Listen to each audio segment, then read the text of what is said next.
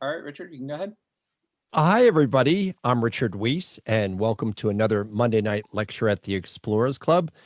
I'm president of the Explorers Club, at least for a few more days. And this will probably be my last lecture introducing a subject matter in tonight's Exploring Disabilities. And I'll get into that in a few minutes. Ann Passer, who many of you know, who curates this with her group, has asked me to read a couple of announcements.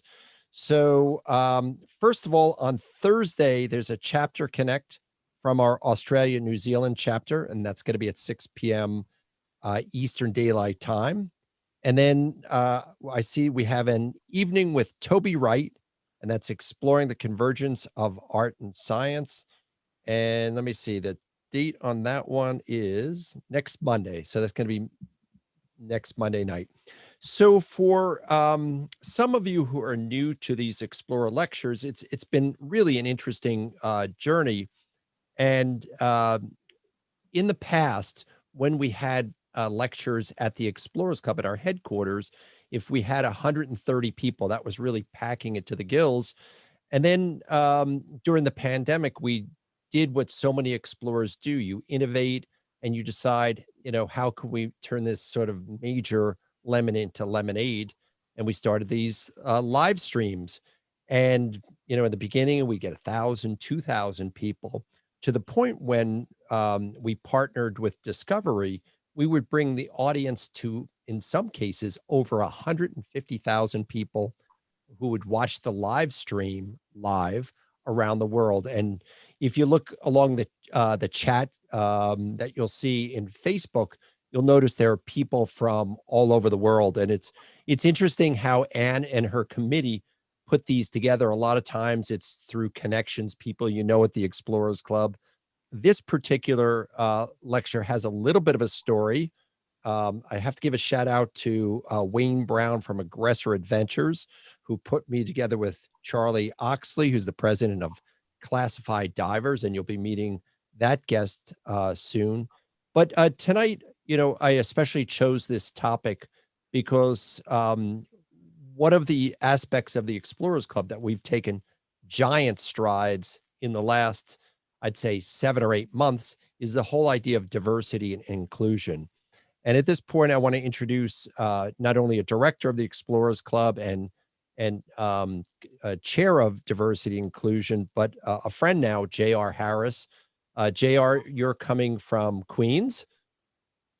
From New York. I'm a New Yorker. You are a New Yorker in every sense of the manner. And so when you and I really started off on this journey together, it seemed like the subject matter was literally black and white, right? We thought, let's change the face of how the club looks and feels and who's included in it.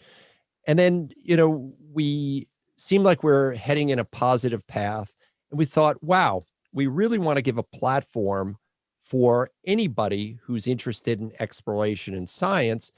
And we did a symposium. I guess it was during the winter, during COVID. I sort of lose track of dates. And we did one on LBGQT. And that was successful. And then Dave Dolan, who I'll introduce in a second, came to me and said, the idea of creating a platform for explorers extends just beyond race and sexual preference. It also goes to a whole other slew of people. And JR, I'll let you pick it up from here and sort of tell people, really what the goal of what we're doing is. Okay, thank you, Richard. So the goal of the DEI committee is really to expand the definition or the focus of diversity to include, as you mentioned, not just race and ethnicity, but also economic diversity, lifestyle diversity, background, also explorers with disabilities. And the idea is that the wider we consider who is included in diversity, the more we'll get the benefit of different perspectives and different ideas and different backgrounds. And it's my belief that this will not only make the club better, it will actually make exploration better because of all these different perspectives and different experiences. So I'm really happy that we have this group here tonight. You know, I tell you, if it was up to me, I would set aside a word exclusively for explorers with disabilities. I'm thinking of an adjective like, you know, intrepid or resolute, you know, tenacious, determined. I would set aside a word just for explorers with diversity to just recognize what they have to go to live out their dream of being an explorer. And so this presentation tonight, I am so looking forward to it, and listening to your stories. And I think it's great that that the club is giving you a platform to let everybody know what it's like and what you've been doing. And it's just great. Yeah, and JR, you know, one of the things we've discussed very openly is that I think that people are a little bit of shy of sort of jumping into that fray because in many cases, people just don't even know the proper terminology. And one of our members on our committee, I think, said to us that if you encounter a situation and you approach it with sincerity, usually sincerity will come back to you. So I'm looking forward to this too, because, you know, much like yourself, it's a constant evolution of us educating ourselves to making an environment that's not just allowing people, but really making them feel welcome. So JR, thank you very much. I mean, I've been so appreciative during my presidency of not only your guidance, but your friendship. You've been, you know, a real star. So thank you, JR. Thank you, Richard. Mutual. Okay. So let's get on to the main part of the program. And I'm going to get on to, again, how this discussion began. And it began with Dave Dolan, someone who I've known for at least a decade. And if you're a member of the Explorers Club, many of you already know that Dave went through a double lung transplant he'll tell you how many years ago, but I've found him not only a remarkable story in resilience, but really an advocate of so many other groups. So Dave, I'd like to welcome you to this and thank you for being so forthright. You've really given me so many words of wisdom that have later become epiphanies, not just of disabilities, but obviously of life. So take it away, Dave. Thank you, Richard. And Richard, you've been a real gift to the Explorers Club, to all of us, both in your friendship, but also your leadership. So enjoy your last few days as president, and then we don't expect you to retire from exploration, but just go to the next level. And we look forward to following you on whether it be podcast or on your Born to Explore show, or who knows what else. I still think you have another book in you. So the other one's out of print, so you need to write another one. Thank you, Richard, for the introduction. I want to thank all my fellow panelists for participating today. I'm speaking from San Diego, where I live with my son, Daniel Dolan, who's living here temporarily before he moves back north, and then my wife, Nancy Nina, who happens to be vice president for membership for the club. So we're very much an Explorers Club family, along with my brothers, Tom and Don, who are also members of the club. As Richard mentioned, I had a double lung transplant back on July 21 in 2017. I was dying fairly quickly of a disease called idiopathic pulmonary fibrosis. Ironically, my older brother had the same disease, and he died exactly 4 years to the date prior to my successful transplant, waiting for an organ donor lung, and that never came. And I was very fortunate. By the way, April is Organ Donation Month. I'd like to put a little PSA in here for you. I know many of you are already organ donors. I remember talking to Captain Jim Lovell of Apollo 13. I asked if he was an organ donor. He said, yes. And whoever gets my heart will get a heart that's been to the moon. And you don't have to go to the moon to do that. And we hope you live for a very long time. But just in case, it's also good to sign up. Who knows, the life you save might be somebody who becomes a member of the Explorers Club and keeps exploring.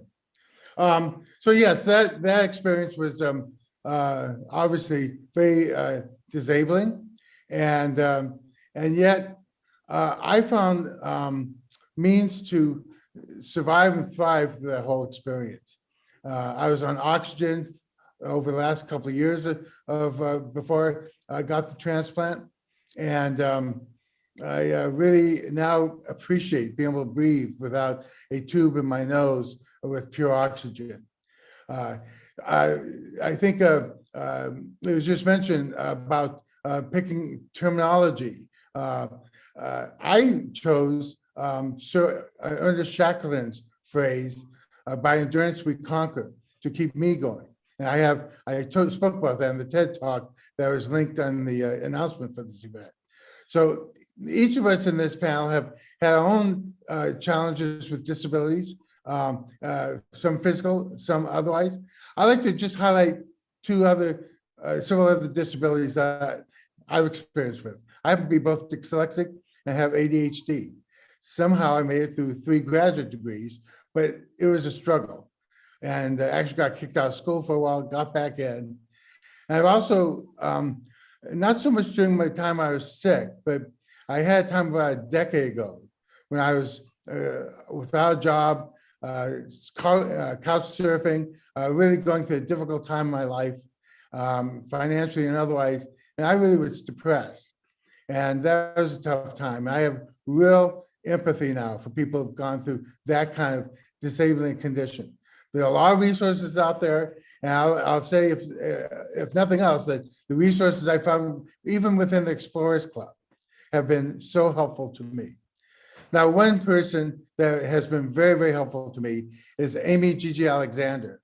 Amy is calling in from San Miguel de Allende, one of the most beautiful towns, cities in the entire planet. I believe it's a World Heritage Site. And she conducts, at this point, tutorials, teaching, mentoring, and also saving cats and dogs and everybody else from our home there. But Amy has been a tremendous inspiration to me, and both in her writings, where she openly speaks about the struggle she goes through dealing with progressive MS disease, but also just daily life. So Amy is a gift to the Explorers Club. We're so glad you're our members, and Bob Atwater and I are both proud to have been your sponsors. So Amy, tell us a little bit about yourself and some of the things you've struggled with and what really keeps you going. And you have to unmute yourself if you're ready to go. Right. Okay, I've unmuted myself. Thank you. Thank you so much for having me here. I'm so honored, and I looked up the other panelists, and I'm really honored to be in your presence. 2 very interesting guys, Anthony and Devon. Dave, I've known for a while. He was my sponsor along with Bob Atwater for the Explorers Club. I specialize in long distance walks. I've always been really interested in walking long distances and across entire countries. I've walked across more than 20 countries by myself, unassisted, and as a woman, but also having a lot of physical issues. And then in the last 5 years, diagnosed with a series of things. And then finally it came down to multiple sclerosis. And then it came down to progressive multiple sclerosis. So with multiple sclerosis, it's sort of a nerve disease where the nerves attack themselves. And when you have a flare, it blanks out part of the brain or the spinal cord, so that you don't have a memory. Your body loses a memory of something, of how to do something, how to see, how to walk, how to move your left leg, your long-term memory, your short-term memory, all kinds of things, how to eat, all kinds of things. And eventually that changed to progressive. And when it's progressive, that means that when you get one of those white spots, it doesn't go away. So it means it's going downhill, and there is no cure. So I think there's so many things I'm up against. I mean, I honestly could say, well, actually the walking part or the experience part is hard. But in truth, the hard part, and I'm sure everyone will agree with me, is dealing with the public and dealing with people and their perceptions about what you can do with disability.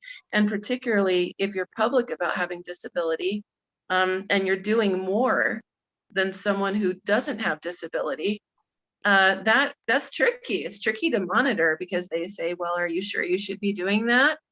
Are you sure you can do that? Are you okay? Have you made the best choices?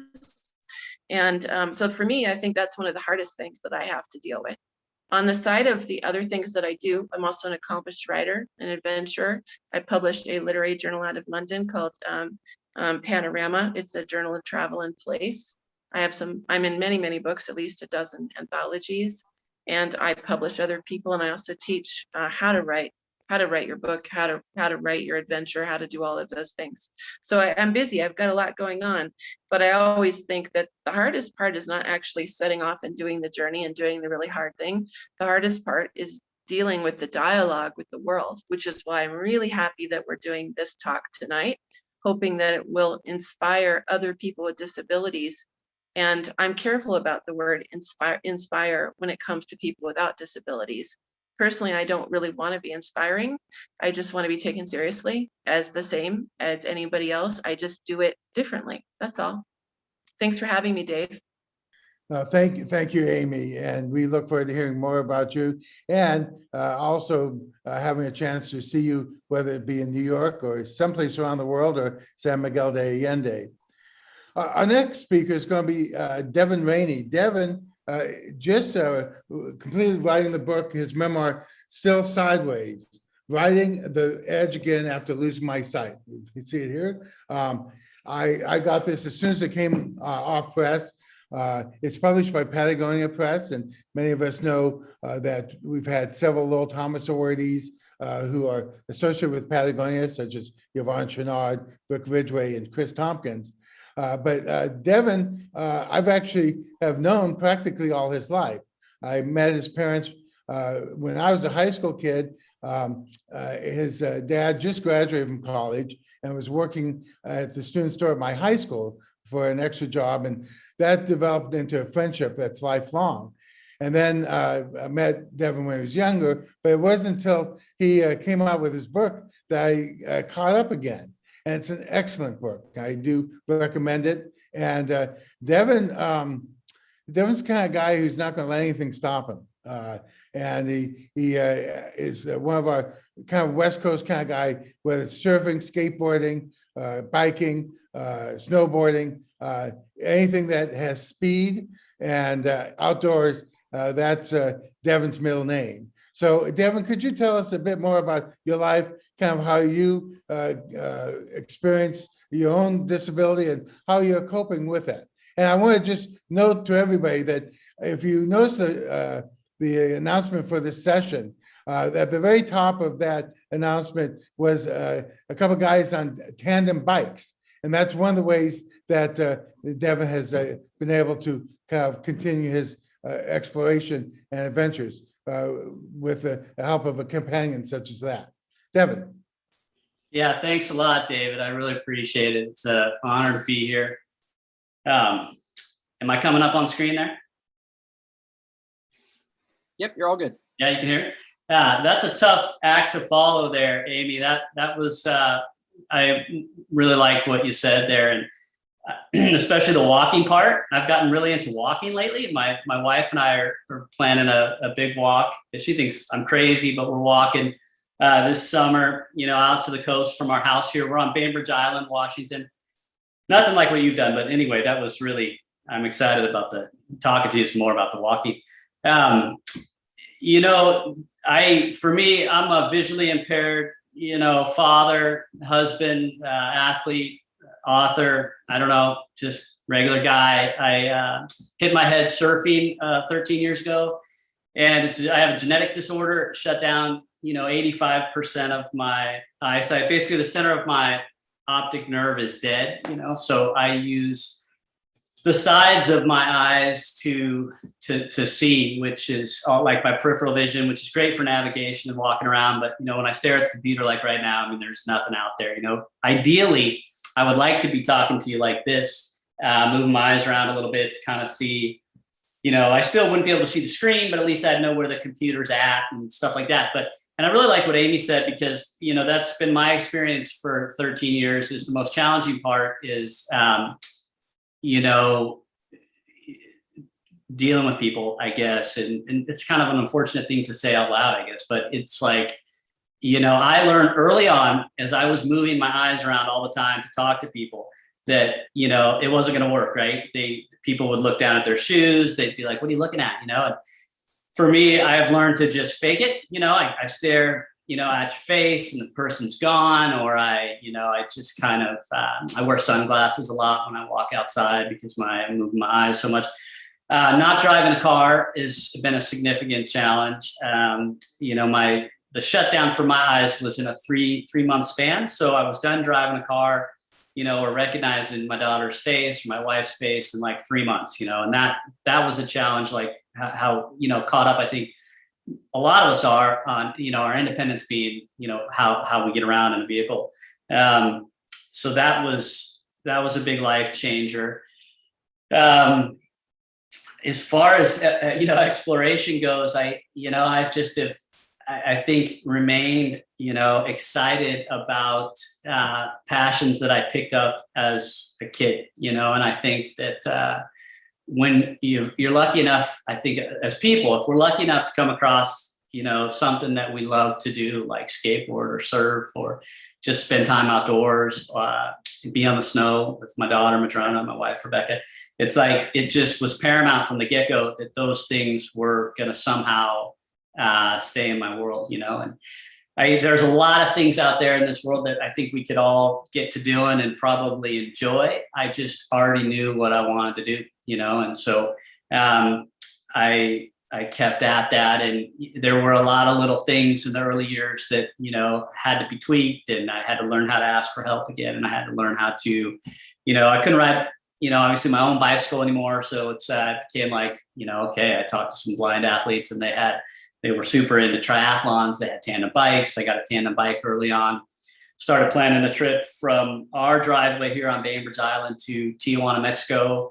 We towed a bob trailer, 2 surfboards strapped to the top. The thing weighed like 85 pounds. And then I had coordinated with 7 different athletes, you know, world-class athlete friends of mine we rotated out the captains, right? So I stayed on the back of the tandem bike for the duration of the trip. It was 2,500 miles.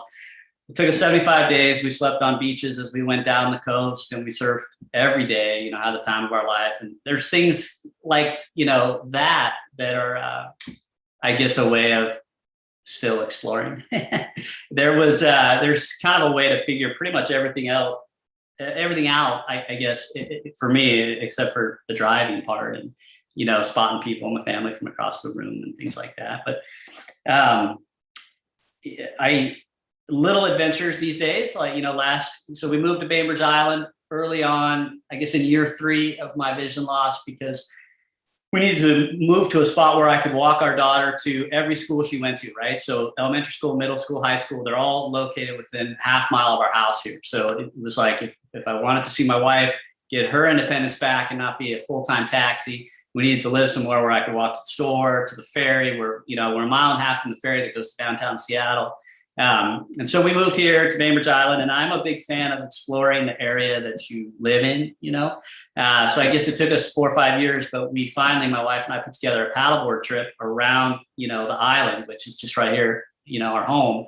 It's 30 miles, you know, is the circumference of the, you know, of the island. And we, we took 4 days of paddling, 6 hours a day, 3 nights, slept on the beaches as we went around. And then, you know, we walked home and we were done, you know. And I think stuff like that has become a big part of my life now that I'm getting up there a little bit in age, and that seeing the limitations of just my eyes. I mean, we're planning a trip to walk, you know, like I was just saying to Amy this summer. And so there's still just a lot of cool stuff out there to do. I just, it's, you know, finding the right way to do it, I guess.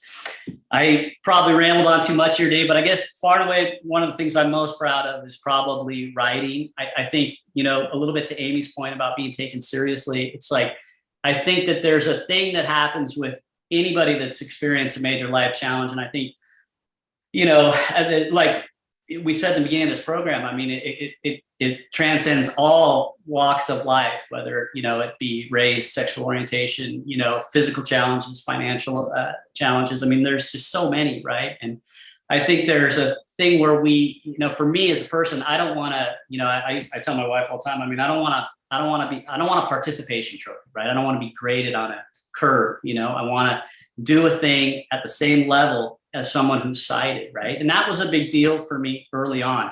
I traveled around quite a bit with the Paralympic snowboard group, and I realized that there was like, there was this like push. Everybody kind of wants to find a category to where they fit in, right? And then they want to be kind of a, you know, like, you know, I knew a kid that had lost his eyesight and he wanted to be the first, you know, like blind golfer. He had the same eye condition that I do.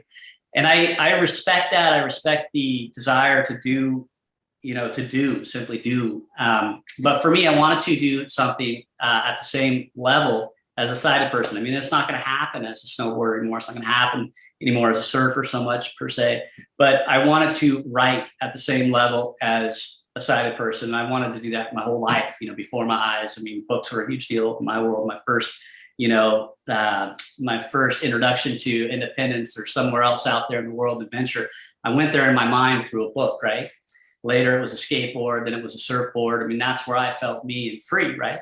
So I've wanted to write my whole life. I was writing quite a bit prior to my eyes, but then, you know, I really had to figure that out when I sat down 5-6 years ago and chose to write Rebecca and I's story, right? And my book is, you know, it's my story in the last 13 years of a running narrative of my eyes, but it's also flashbacks from when I was a kid where I feel like there was moments of, you know, something funny or some character built. But ultimately I had to put together, I guess, an adaptive program to write. I mean, I would sit down, I don't see the keyboard. I'd have to use the Braille bump. I think it's like F and H or what is that? Anyway, and I'd write all night. And I actually had to hire our neighbor's daughter to, you know, she was a high school student. And, you know, I talked to her folks and said, hey, can she come over and I'll pay her by the hour to simply print off what I wrote. She'd read back to me. I'd make notes. I'd sit down again that night and I'd write.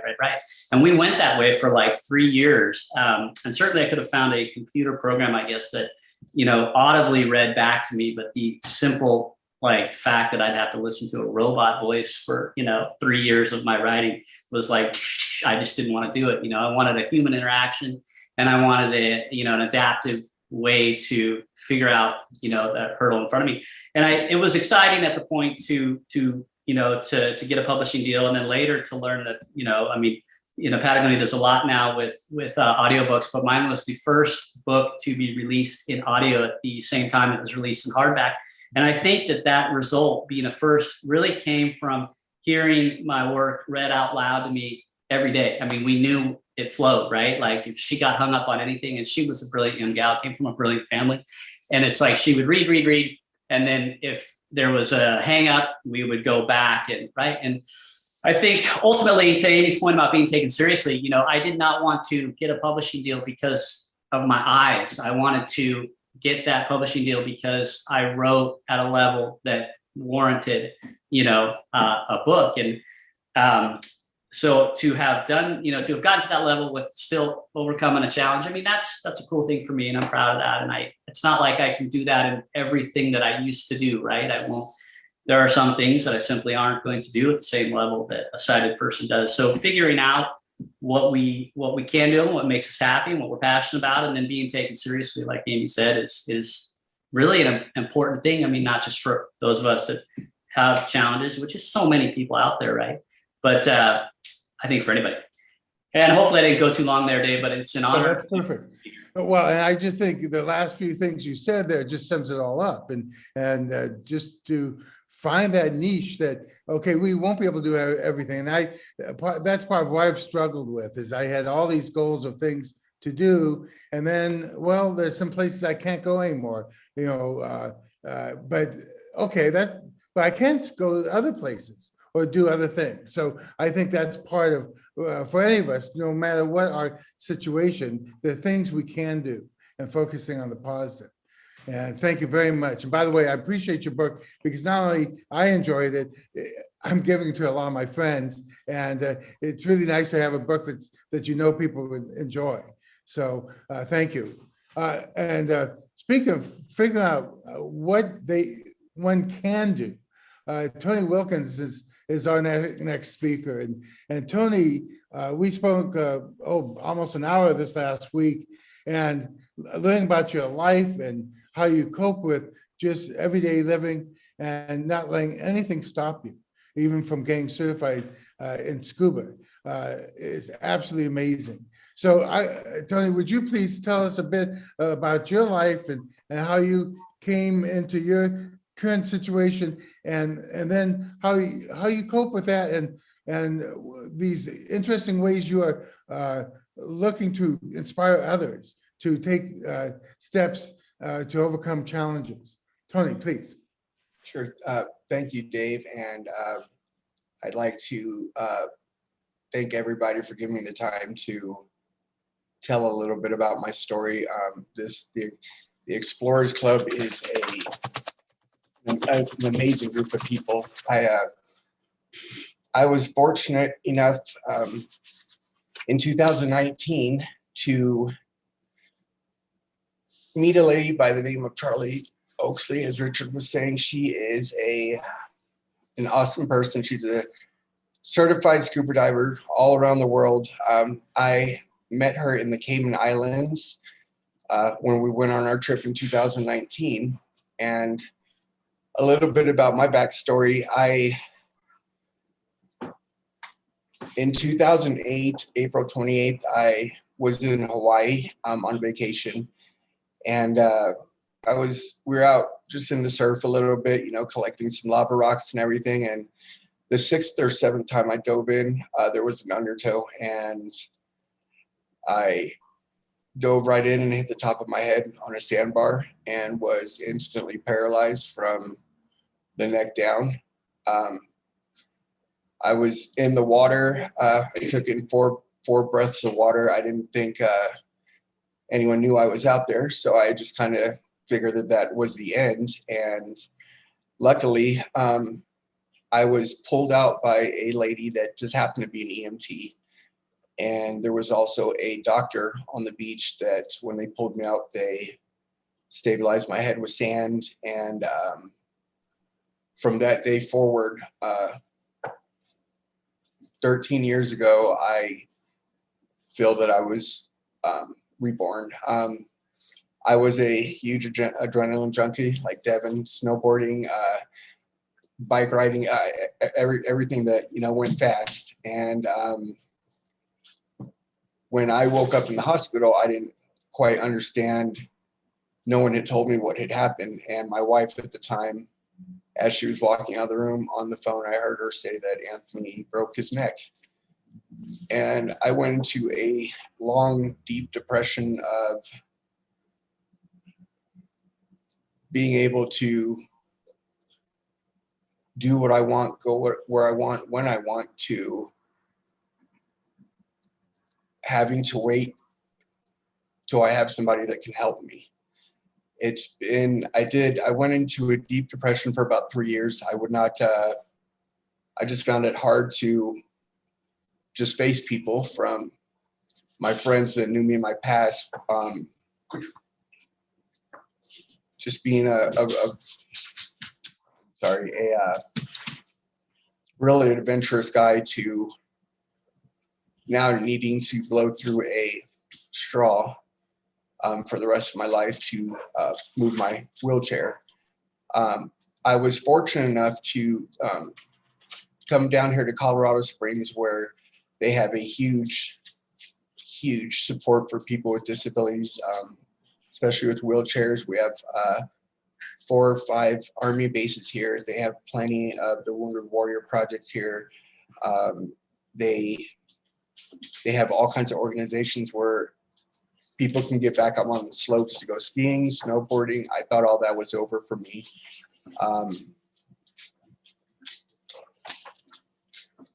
over the years, I got with a peer support group that showed me that it's still possible to live life. And with that, I started to get back out into the community. And with that, I saw that there were people that, even though they have a disability, they're still living life to the fullest.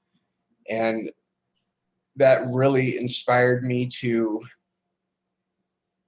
for the longest time, I was the guy that said, oh, I can't do this. Every time someone brings something up, oh, there's no way I can go kayaking. There's no way I can go indoor skydiving. And a friend of mine, my peer support mentor, a gentleman by the name of Tim Ashley, he asked me if I would come up and just view try scuba up in Denver, Colorado. And I went up there, and I had not been in the water since my accident, 13 years.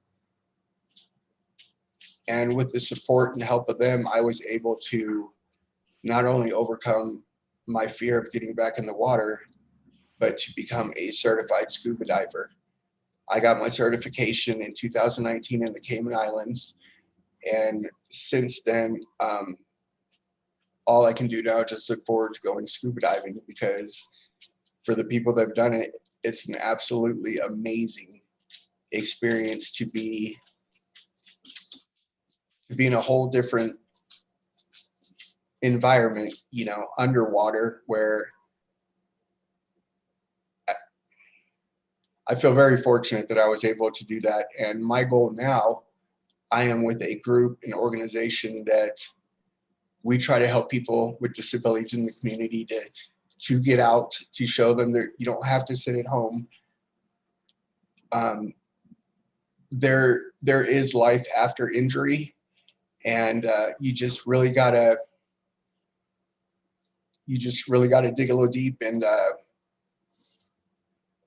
just be willing to get out there and try it. I mean, I've been camping, bowling, fish. I mean, there's so much stuff that I've done that I thought I would never be able to do again. And with these organizations out here, they have great support groups here in Colorado Springs. Denver Adaptive Divers was the one that got me in touch with Charlie Oxley, and she was the one that recommended me to the Explorers Club. And I feel very fortunate to be here on your guys' podcast here and to be able to tell my story. And I'm hoping that it can inspire someone else to be able to just be able to get out and just realize, like, my motto is there's life after injury. You don't have to stay in the house all day. There are people that are willing to be out there to help you. I'm a C4 quadriplegic. I have no use of my limbs. I'm paralyzed now from the chest down. Within these last 13 years, I've received a little bit of movement in my arms, but nothing to where I can use. I have to, everywhere I go, I blow through a straw, and it's okay. Well, Thank you, Dave. thank you, Tony. And I see your book in your future. There's life after injury. Tony's story. I know I'm working on a book, and Amy's writing everything, and Devon has a book. But Tony, I definitely see a book in your future. Actually, I do have a friend that is encouraging me to try to go ahead and start to write a book, and it's something that I would definitely like to do. Like I said, with me being completely paralyzed, there's really no excuse why you can't get out and still do things and enjoy life, and just not be bitter. Just get out and do what you can. Excellent. I think that is a major message for today. And I just, I'm overwhelmed with all what each of you have shared. I'm very moved and touched. I find some themes along the way as well. I think all of us who've struggled with challenges have dealt with some depression, and at least for myself, therapy has helped, but also friends, my family, Nancy, Daniel, and other members of my extended family have helped me. I think the issue also is we need to ask for help too, and not be afraid of that. And not to be afraid of what we look like. Case in point, I was scheduled to have Mohs surgery for cancer on my face. The one thing when you have get a transplant, you have to take anti-rejection drugs, which can make skin cancer spread 100 times faster than normal. So it's really serious. And I'm always in and out of the dermatologist. Well, I had procedure scheduled for last week. And I knew it was going to result in some major scarring. And I was going to postpone it because I want to look pretty today. Well, guess what? I don't look so pretty, but I don't care. They were able to cut along my smile line a bit, and it may heal up a lot, maybe not, but I have some great stories I made up how I got it. That only explorers could come up with. But I think we get to the point. I think Devon was talking about being reticent to be perceived of having disability, using his peripheral vision, trying to act normal, because we're uncomfortable how people look at us. But I think there's a breakthrough when we say we don't frankly give a damn, that move forward. So I'd like to, Richard, maybe you can help us lead some conversation amongst us. Yeah. Did anybody else have any themes they picked up or would like to reflect upon? Dave, there's a lot of great questions, and a couple things came to mind. You and I speak, quite openly about a lot of things, and one of the things we have spoken about is that idea of vanity, that so often in life that people put up, these facades of everything's great, everything's this. I don't want to go out because I'm not looking great today, and you've told me that having really faced the light at the end of the tunnel, that's changed your perspective on grudges, just on a lot of ways in which you're approaching people. So I'd kind of like to ask everybody in this big shift of our vanities. What have we appreciated more? How has, it made you a more evolved person? So Dave, what you can take that one from talking about grudges and yeah, it's amazing. Well, there's the saying, there's nothing like an impending execution to wonderfully concentrate the mind. You end up choosing those things that are really important. And frankly, I have to say this, before my transplant, I worked with a therapist, and he had me come up with two bucket lists. One is those things I must do just in case I die pretty soon, that, those get your will in order, those things. And then the things afterwards, which is the wish list that all of us have, that, hey, if we have some more years to live, what do you want to do? But one of the things that was on my list was to get right with some people that I felt I was kind of in an awkward relationship with. And I did. And that was so satisfying. And it turns out, I remember one particular friend, he didn't even remember it being an issue. Problem is all in my mind. But having that's probably like one of the steps of the 12-step program is getting reconciled with folks. And I think that's just a good thing anyway. But Amy, are you with us? I think I saw your hand up a while back. Are you able to unmute and say? Amy's broadcasting from Mexico, so sometimes there's broadcast issues.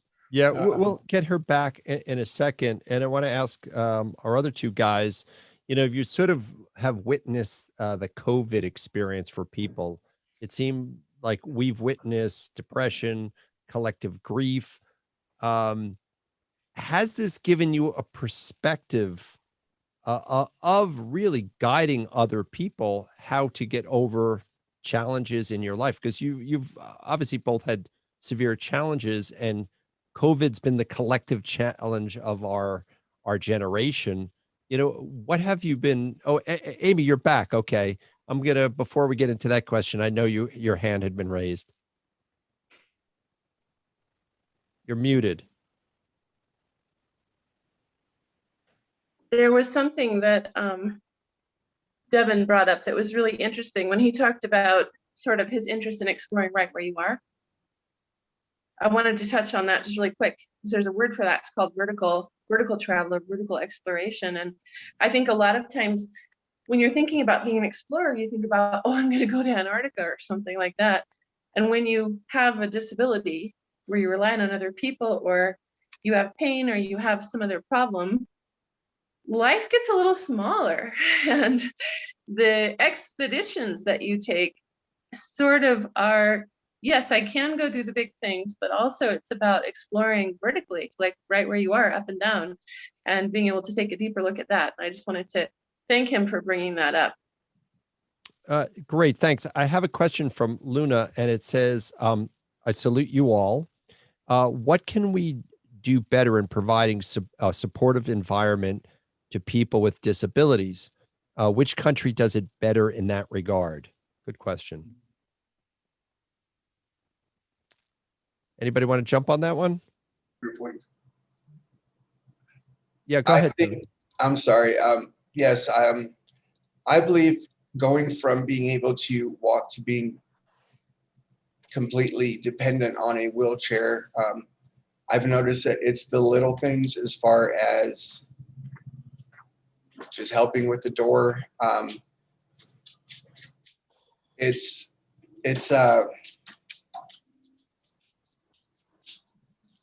Yeah, I'm sorry, I got caught up here. Because I see it every day. Whenever I go out, I get one thing I've noticed a lot, and it's with children. When I'm out anywhere, I hear, "Mommy, what's wrong with him?" Or, and it's like Devon was saying. You just kind of, after a while, you just kind of look away. You don't really want to make too much eye contact or engage in conversation or anything. But something as little as just holding the door, using the proper handicap parking is something that I've noticed.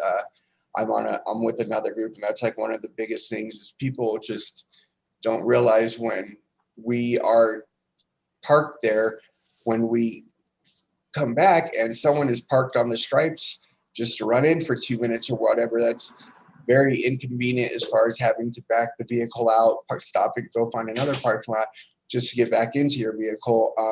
I think little things like that would definitely make a difference. Okay, thanks, Tony. This is from Tatiana. Can you give examples of tools that have been important to you to continue exploring? Amy, go ahead. Well, I use a cane, and I use like the old lady kind of cane that's like clearly a cane. It's not a walking pole. It has 3 prongs on it. And even when I do a long distance walk with poles, I often have a cane as well. I also have maybe more things sent ahead for me than I would normally, than I would have before. Like I have to have certain kinds of foods. I have to have hydration. I have to have, but the thing that's been the most helpful to me that is not physical has been my social media community. That's been incredibly helpful to me because having a disability like progressive MS, I don't have enough energy sometimes to see people in person. And on social media, I can talk about the projects I have or the ideas I have. I can meet other people like myself. I can do events like this. And I can, in some way, educate people that don't have the kind of disability that I do, but sort of illuminate for people what's possible, whether my disability is in the conversation or not. I think social media has been my best tool. But I remember the last long distance walk I had. it was very hard for me to bring the cane. I remember it was like a big thing for my vanity, that it was because progressive MS is an invisible disability. If I don't have the cane, nobody knows that there's anything wrong with me. They just think that I'm like a little chubby, or I have a hard time getting up, or that I'm a little awkward, or that I trip, or that I fall, or that I get tired easily, or there's something else, lazy or something. With the cane, sort of the signal to have to treat a certain way, talk about this in a school, but having an assistance tool, in part, I mean, one reason I use it just the way other people treat me, and they treat me with more respect. If I'm on the Camino de Santiago, I can get a lower bunk, but if I don't have a cane, I look very capable. Help me. No one's going to do extra for me, but going to the top bunk would be literally impossible for me. I can't do it. 6'3", I'm almost at the top bunk. So I think social media and also having like mobility devices has helped a lot. Yeah. I'd like to add I'm sorry, Richard, David. let me add one thing. Go ahead. I'm sorry. Just real quick, and that is, you asked about tools. There's an organization called Hesperian Health Guides, and Hesperian.org is where you can find it. They publish a book, Where There's No Doctor, but they also publish books for people in the developing world to create access for people with disabilities, different, even simply made devices and so forth that are easily available materials. So I would say, particularly people traveling to the developing world on expedition, get some of these resources just to give away, because that really can make a big difference. Contact me if you want more info. Yeah, thanks, Dave. Hey, Tony, I had a question for you because, as you mentioned, hearing possibly somebody ridicule or talk about you, for sure, that is not fun. Are there any sort of tricks of the trade? Because I think that, on one hand, for whatever reason, people psychologically almost look like these things are contagious.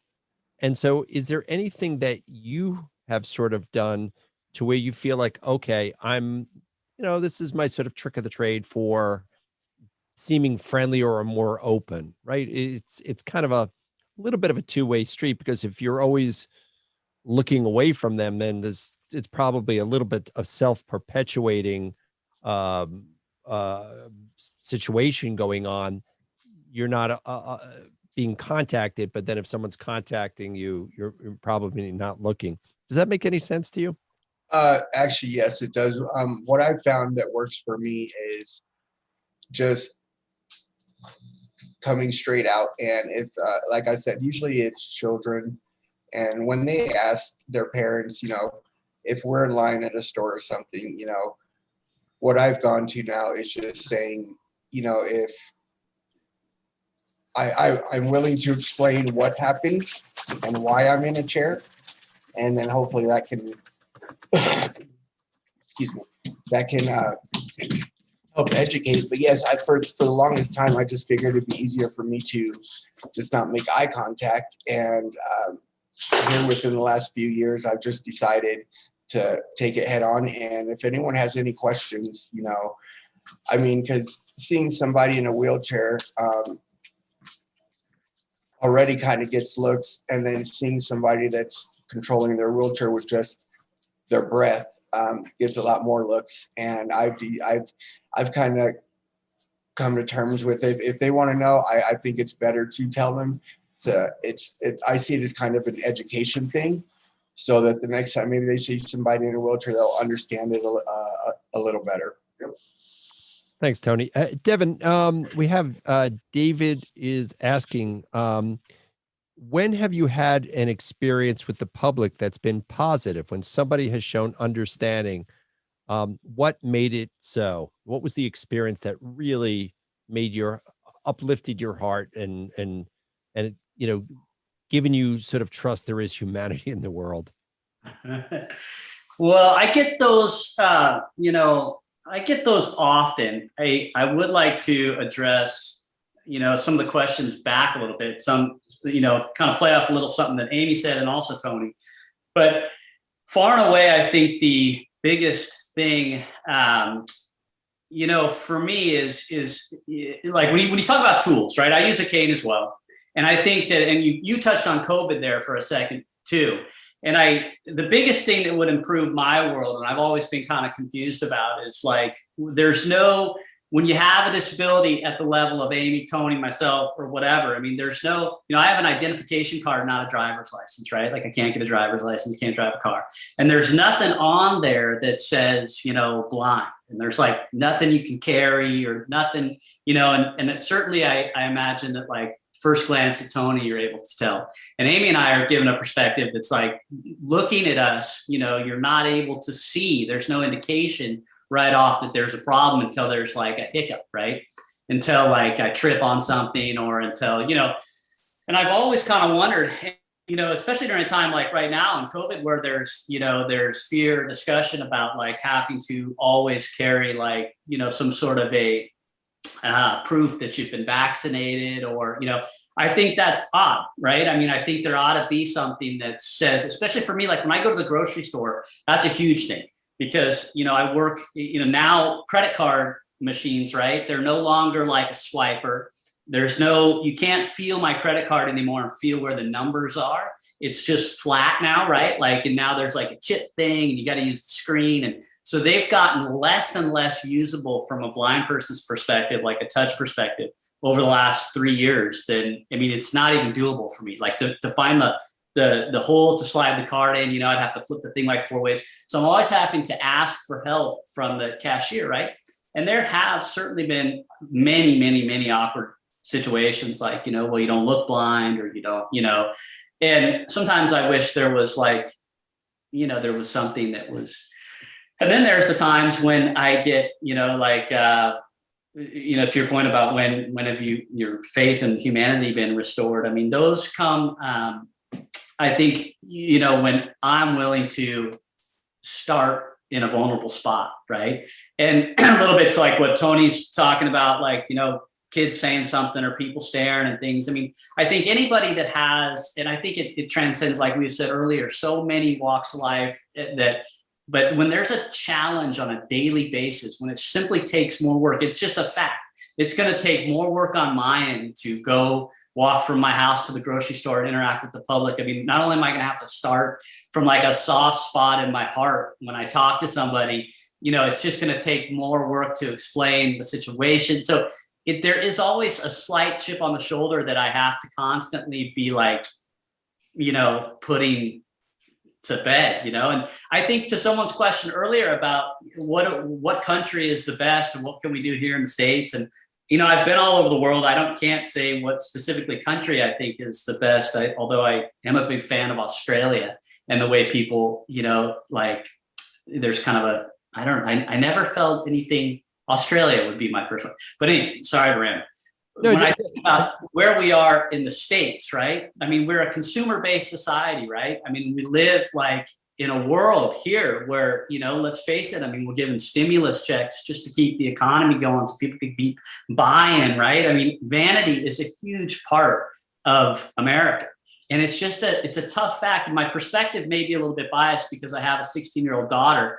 And I think to myself often, what do I do? And this is a vanity perspective, but like, what am I doing on a daily basis that just makes her world a little bit easier? You know what I mean? Do I hide my disability a little bit more because sometimes she's confronted with it at school? I mean, certainly when she was young, she came home from school and said, Dad, 2 girls made fun of your eyes today, right? Like that's a heartbreaking thing from a parent's perspective without a clear, like, it's a balancing act, right? And it's kind of a slippery slope. It's like on one end, I want her to be, empathetic and compassionate to everything out there. And I want her to know how rough it is for her dad. On the other hand, I don't want it to be extra rough for her just because my world is the way that it is, and that is my one thought on America is that we simply, life a little bit is easier for those of us that have challenges if we do kind of fake it and do a little bit of our vanity, like, put on a nice shirt, look them in the eye, pretend that there's no problem on my end, Yeah, but you know, you brought up sort of the issue of self-identification, and I think in my conversations with Dave, the range of challenges that people are so many, so vast, and so nuanced. How could you practically identify a need for help? And then, you know, Amy's saying, and sometimes you just don't want people to notice, and you're in that case. So, I mean, how would we practically, on a practical level, say to someone like me, hey, um, watch out, I can't see where I'm stepping, or I might walk fine. I don't know practically how that happens. That's sort of like a magic wand type thing. Amy, I knew you could raise your hand on that. You know, my point there is I think we have to be coming from a vulnerable place on my end, you know, to be opening that dialogue in a practical sense, just with, you know, human interaction. When I talk about an actual identification thing for like a situation like mine, I mean, I'm referring to instances when I've traveled alone, like at an airport, and my cane's put away, and I'm saying at the ticket booth, like, hey, I've signed up here for, you know, the disability row, because that's like, if I go back to the back of the plane for the bathroom, then I come right back to the disability row. And there's what's the right word? Like, they're looking at me like they don't believe it, you know what I mean? And an actual identification being like, hey, and I don't think that's the type of thing you use in every situation, obviously, but it is, I think we've got some ground to cover there as a culture, I think. Amy, you have your hand raised, or had your hand raised. Yeah, I was thinking about the airport thing. The last long distance walk I took, when I got to the airport, I asked for a wheelchair. So I'm about to walk across the country 500 miles, but I asked for a wheelchair in the airport because I can't walk as fast.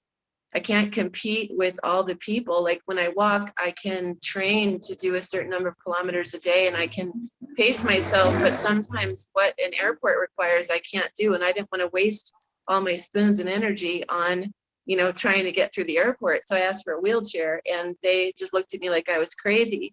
So that's one reason why I bring the cane, because if I have the cane, then people take me seriously, although they sometimes still ask what I have. I think one thing to address the question you're bringing up, which disability advocates are aware of, and people that don't know disabled people or don't have them in their lives or don't associate with them, maybe are not aware of, is ableism.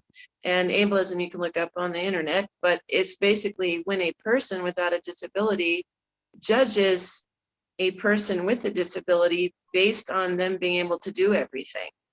And if you have to do things differently, then that's seen as like you're less than, you know. So for example, Tony, who may need assistance to become a certified scuba diver master guy, or Devon, who may need help to write his book. Somehow there's like a less than element where it's like it's not as good as a person that could do it without help.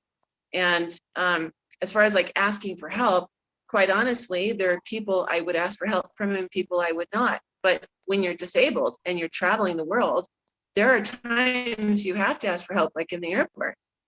You know, like you have to go to, for example, you know, on the Camino, I'm always happy when I get to an albergue that has a handicap bathroom. But I'm always shocked how many people are in the handicap bathroom that shouldn't be in there. But like, I need the handicap bathroom. By the end of the day, I have to have it. So it's like small things. I think one thing people can do is when someone tells you that they have a disability, take them seriously. That's like the number one thing you can do. You don't have to advise them. You don't have to ask them if they need help. Just take them seriously. And they will, if they see that you're taking them seriously, they will ask you for help. They'll go to you, you know. That's like the number one thing that people without disabilities can do, is take us seriously when we say, yes, I'm in pain, or I can't see, or I can't do that. And then, you know, not necessarily offer to baby us or treat us like a child. Watch us see how we handle it. And if we need help, we will ask you. It's a very that's where the word ableism sort of comes in. Is ableism is, we live in an abled world, really. Where everything is run by people that don't have our problems. And so we're judged by, you know, the fact that everybody else can do everything. And we also have the knowledge of what it's like to be ableist ourselves, because before we were disabled, we were all the same. we were doing the same stuff. So we see both sides of it. You know, Amy, it's interesting because in New York, unfortunately, you see the best and the worst of the world, and you see people gaming the system. I can't tell you how many people I've met who have dogs that are, quote, service dogs, or people are misusing the handicap parking. And so, you know, I think that's where society needs to call out some of these people. Ann Passer has said to me, please also let the presenters know there are very caring comments in the chat room, and they should read them at the, you know, certainly at the end of this. Our next question is from Jenny, and Jenny is one of our really most loyal listeners of Monday Night. Thank you, Jenny. She says, you've had to slow down because of your disabilities. What message do you have for the world at a time where we are forced to slow down by a virus? How do we change the mentality of impatience that disrespects the rules of confinement? And Tony, why don't you answer that one? You know, again, this is that whole idea of a society that's running around crazy now suddenly having to be confined. You know, for most of us, hopefully this will be a temporary thing. And, you know, the idea of any crisis is to come out of it better on the other end at some sort of level. So any advice on that? Yeah, I would say with the way the world is right now with the virus and everything, something as simple as being required to have a mask to go into a store or any organization. I am unable to wear a mask because I do use a sip and puff. And if I were to have a mask on, I would have to poke a hole through it anyway for my straw to go through. And something, I mean, if I'm trying to go into somebody's establishment and they stop me right away and just say, you can't come in because you have to have a mask, it's state mandated. And I have to go into the whole backstory of, well, there is a medical clause there that, you know, if you're not able to wear a mask, you shouldn't be discriminated against. And I've actually been asked to leave places because I don't have a mask. And I just find something like that, it's really not my fault. I mean, if I could wear a mask, I would, but unfortunately for the situation I'm in, I can't do something like that. So I just would hope that people would understand that I don't want to be treated different because I'm using my sip and puff, but also I would still like to enjoy the things that other people are able to enjoy without a mask. I mean, you must feel very lucky that I'm assuming have skated COVID free, because it seems like, again, COVID and your ability to successfully avoid it is much different than mine. A mask, pretty easy to put on, but you know, it's a whole life thing. Have you gotten your vaccinations? Do you feel like, you know, there's some light at the end of that tunnel? Right now with the vaccination, I actually have a good friend that's in our group that he received a flu shot, and from that flu shot, he became a paraplegic.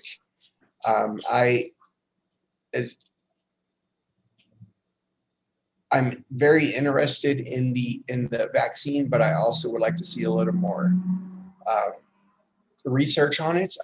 I feel that it came up kind of quick, and to make one vaccine for everybody in the world, I have not received the vaccine, but I'm willing to, but I would want to wait to see a little more research on it. Right. Dave, do you want to jump in on that one? You're muted. Yeah. Well, I am, both Nancy and I have had both vaccines, doses of vaccine. I have a background in public health. I'm a big believer in vaccinations, but I also believe that each person needs to speak with their own physician and get the advice that's best for them. That would, whether it be Tony or any of us, that's the case. But you know, speaking about wearing masks, my experience of the COVID precautions was very different from most. After I came home from the hospital, I was given a box of gloves, hand sanitizers, and masks, and told to wear them all the time because I'm immune compromised. So when the recommendation for wearing masks came for everybody in California, it was no big deal, no shock. I was already practicing social distancing. But that's a challenge I face, is that because I'm immune compromised, I just have to be really careful. And I probably can't go to the jungles again because I'm very vulnerable to inhaled fungal infections and other situations. In fact, my transplant team does not want me to travel anywhere that does not have a organ transplant center nearby, because they're the ones who have the therapeutic interventions in case I have organ rejection. Anyway, we'll push that a little bit. I mean, I did make it to Lisbon, didn't I, Richard? Yes, you did. And South Africa has an excellent, they started the whole organ transplant thing. So I'm going to just be close Dave, enough. you talked to me about also climbing Mount Kilimanjaro as sort of a side thing. So I'm going to call you on the carpet on that one. Hey, listen, That's guys, right. As long as you go with me. I will take that challenge any day. We have one last question. I think this is such a great question to answer it with, and end it with. It's, as John says, would education in schools to the younger generation on different disabilities be something for kids to understand? And I'm sorry, I'm reading this incorrectly here. Would education in schools to the younger generation on the different disabilities be something for kids to understand them? And I'm just going to make a point on this. The school district where my kids, I have 3 kids, 2 11s and a 12, in Weston, Connecticut. It's a place where kids with various disabilities do move because it's one of the best programs for that. And it has not been uncommon for my children to have kids in wheelchairs in their classes or somewhere on the spectrum on there. And, some people may say, oh gosh, we're paying so much extra in property tax or schools, to have this. I, on the other hand, think it's sort of I'm actually happy I can help these people because, these kids will have enough challenges, despite all the money you could possibly, throw at a situation. And I've also noticed my kids don't really make a big deal one way or another when they see these kids. They seemingly treat them well. So, Tony, why don't we start with you, and then we'll go to Amy, and then Devon, and we'll let you bring it home, Dave. Okay. Yeah, I think that would be a great idea. I've noticed when I am out, it's more of the younger children that kind of do the staring and asking the mother, the parents, the question, what happened to him, or why is he in a wheelchair? And like I said, when I come across something like that, I have found that if I ask the parents, I would love to answer that question for your child, that maybe in the future, they can spread the word. But also, as I noticed from like your children's age, 11, 12, 13, they are very quick to want to help with something as simple as holding a door. If I drop something, picking it up for me right away. In my last 13 years, I think I've seen a growth in the whole stigma of just staring and pointing fingers. It's kind of coming around more to where it's more about helping. And but like I said, it's for me, my experience has been younger children, but with that, it's curiosity. I'm in a pretty big power wheelchair, and sometimes when using my breath, it won't cooperate with the way I want it to go. And sometimes I might run into some shelves or something and knock some stuff down. But I think education definitely would help. And education would help. And but like I said, if I were to see somebody in my position, I would, naturally want to know, oh, gee, I wonder what happened for someone to be in that situation. So I definitely think education would be a great thing. Great, thanks. Devon, same question on you mentioned your experience with your daughter in tears, saying that some kids in school may have said some unkind things or questioned things. How would education within the system help that? Well, I certainly think it would go a long way to foster empathy in young people, right? I mean, I think, who was it? Herman Hesse said we can judge our culture based on the music we listen to and how we treat our old people.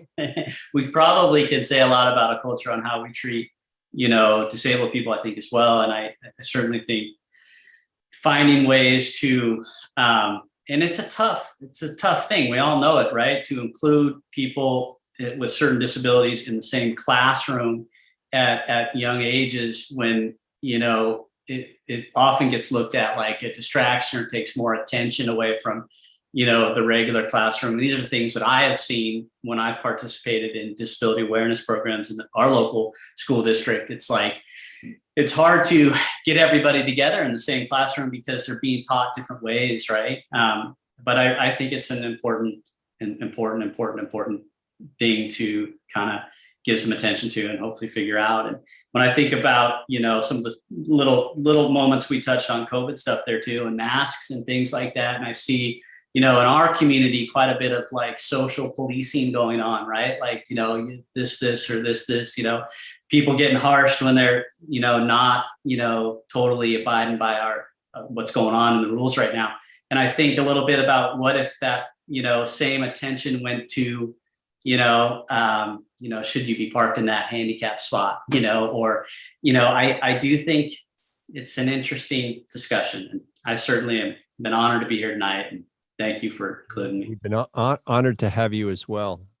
Amy?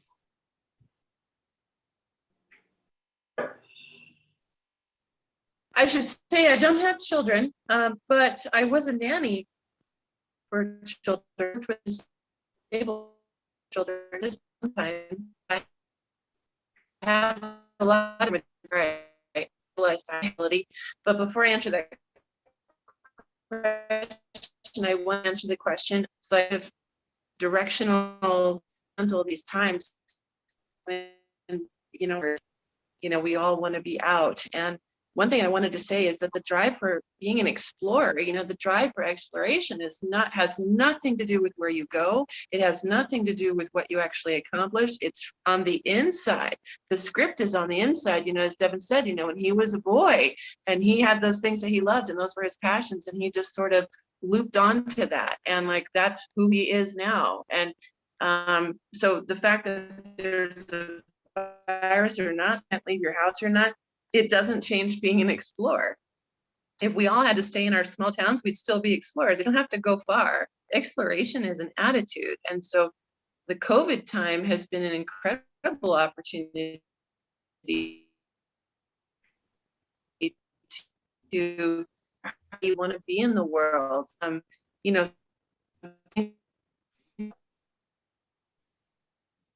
Ooh, Amy, I think you're freezing on us, unfortunately. Can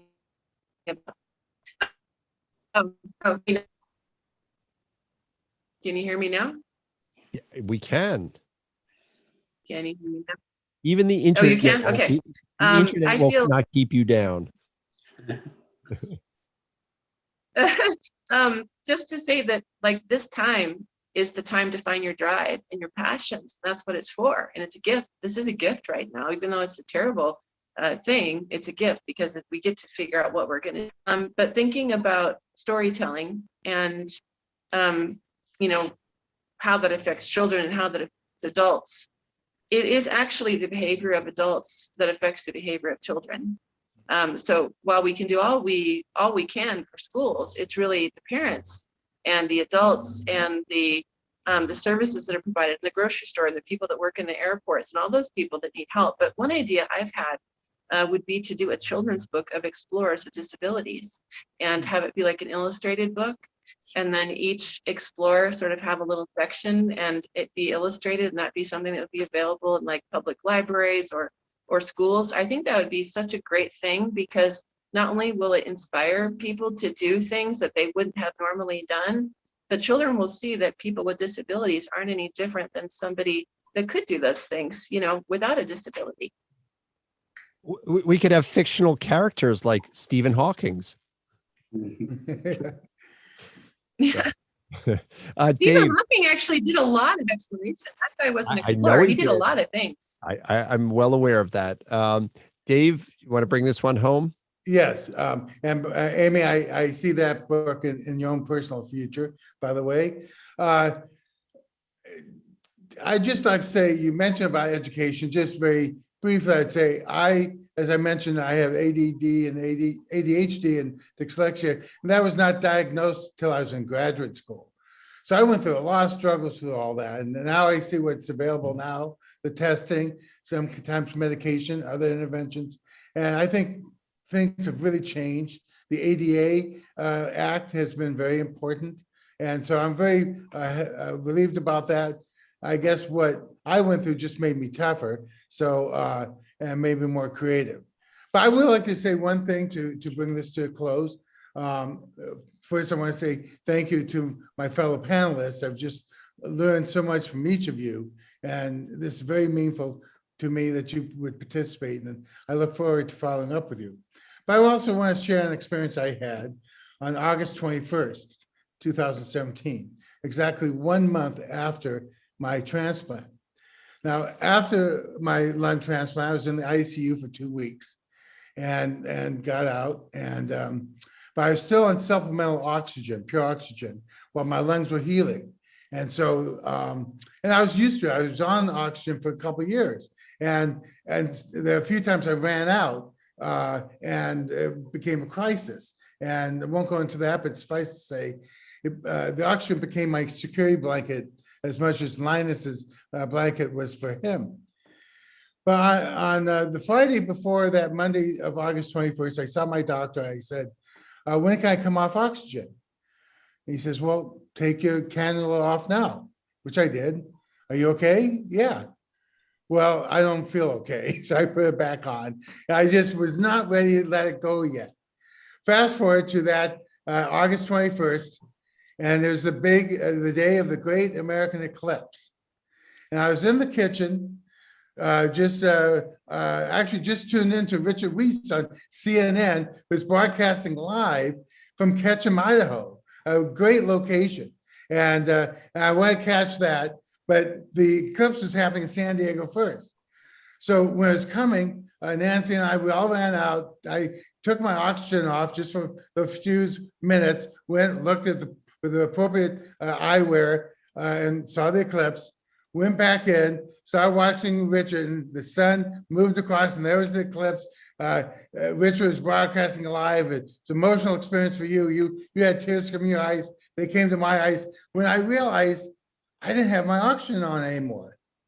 I completely was captivated by the eclipse, both in San Diego and Ketchum, and of course your outstanding broadcasting out in the field, Richard. And I thought, I can breathe. And I have not worn oxygen since that day. I'm glad I gave you that gift. I'm glad I gave you that gift of shock and awe. Yeah, absolutely. Well, all I can say is, as you come to this end of your tenure, this is going way beyond an eclipse. We look forward to the great adventures you will lead us on in the future. And we thank you so much for not just this program, but the many things you've brought to the Explorers Club these last 3 years. Yeah, thanks, David. And, as I mentioned at the beginning of this, next week, we'll have another president there. In fact, his portrait is above me, Richard Garriott, whose character in gaming was Lord British. So that's me having some fun with Richard. But, this pandemic has been challenging, and we often say that the mark of a great explorer is being able to adapt to a changing environment. And I think the Monday Night Lectures are a great example. Ann Passer and her committee and Kevin Murphy, week in and week out, they brought light to everybody's world by seeing these wonderful interactions.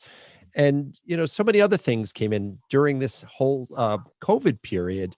And I remember it was March 5th of last year when we signed a deal with Discovery that would give $1 million in grants to Explorer Club members. And that was quite momentous. But I think what really I'm most proud of witnessing among my fellow explorers is this whole idea of, if we're going to call ourselves a world exploration organization, that we want our organization to represent the world around us, that it's no longer good enough for me or for Amy or anybody else to go somewhere else and describe what they see. We want to hear people describe where they're from and what they see.